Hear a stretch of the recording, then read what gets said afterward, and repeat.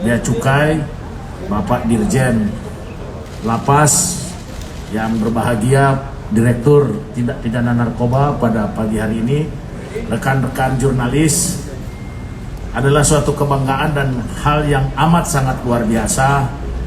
Pada awal tahun ini, Direktorat Tindak Pidana Narkoba atas seizin Bapak Kepala Badan Reserse Kriminal melaksanakan rapat koordinasi jajaran narkoba seluruh Indonesia.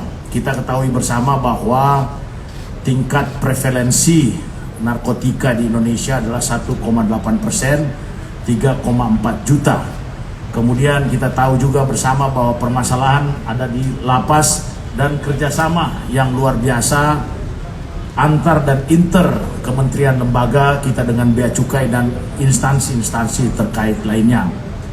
Rekan-rekan jurnalis, hasil pengungkapan yang dilakukan baik oleh Badan Narkotika Nasional Republik Indonesia, kemudian dilakukan oleh Direktorat Tindak Pidana Narkoba dalam naungan Badan Reserse Kriminal Polri, bekerja sama dengan Bea Cukai, menunjukkan hasil yang amat sangat luar biasa di 3 bulan pertama di 2021 ini. Kita ketahui bersama bahwa permasalahan narkotika ini merupakan permasalahan yang extraordinary oleh bangsa kita.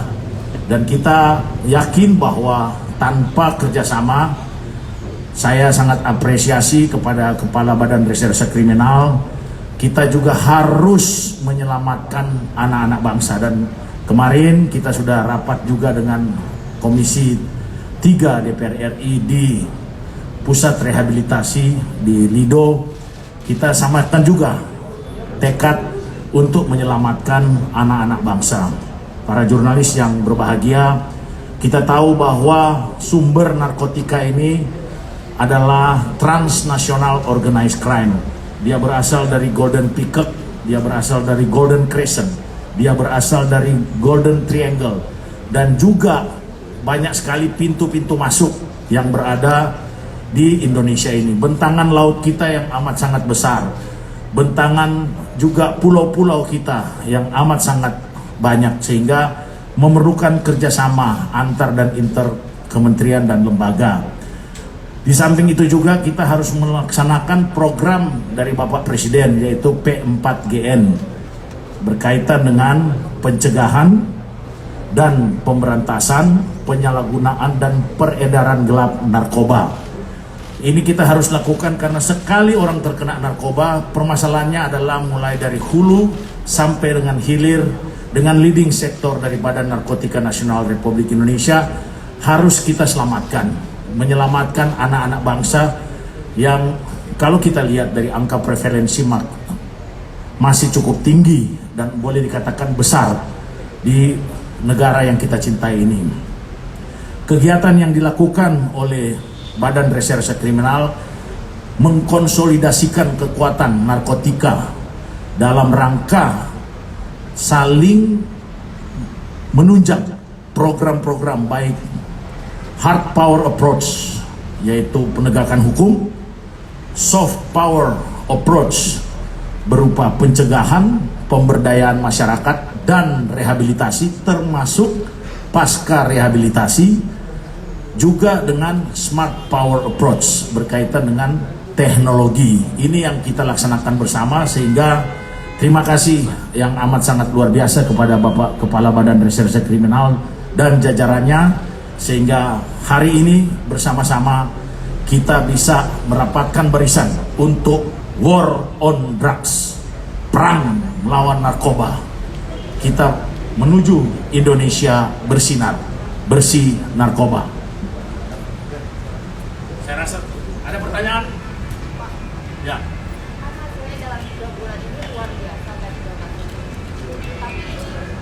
Selama pandemi, apakah ada peningkatan peredaran narkoba dibandingkan dengan tahun lalu? Kira-kira besarannya berapa dan sebabnya karena apa ya Pak? Ada peningkatan misalnya? Jadi seperti yang juga disampaikan oleh Bapak Kepala Badan Reserse Kriminal, kalau kita menggiatkan maka akan tercapai penangkapan yang luar biasa. Kami bekerja sama dengan Bea Cukai, bekerja sama dengan Badan Keamanan Polisi, juga bekerja sama dengan Badan Narkotika Nasional, bekerja sama juga dengan Dirjen Lapas.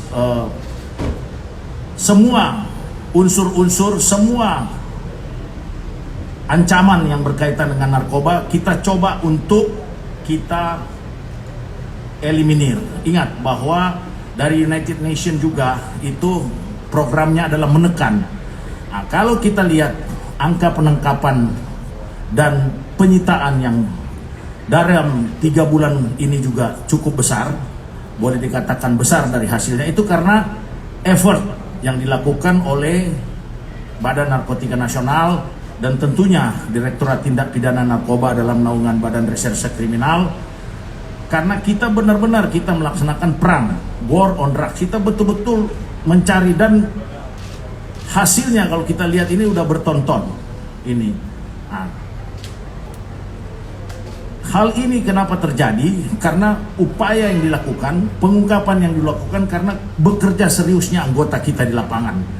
Walaupun dalam suasana pandemi, kita tahu bahwa sesudah pengungkapan narkoba, anggota ini sesudah kembali mereka harus tetap menjalani prokes, protokol kesehatan, sehingga kegiatan. Kemudian karena pandemik juga seperti ini, pertanyaan tadi, maka kita lihat ada work from home, tapi banyak juga drug abuse from home.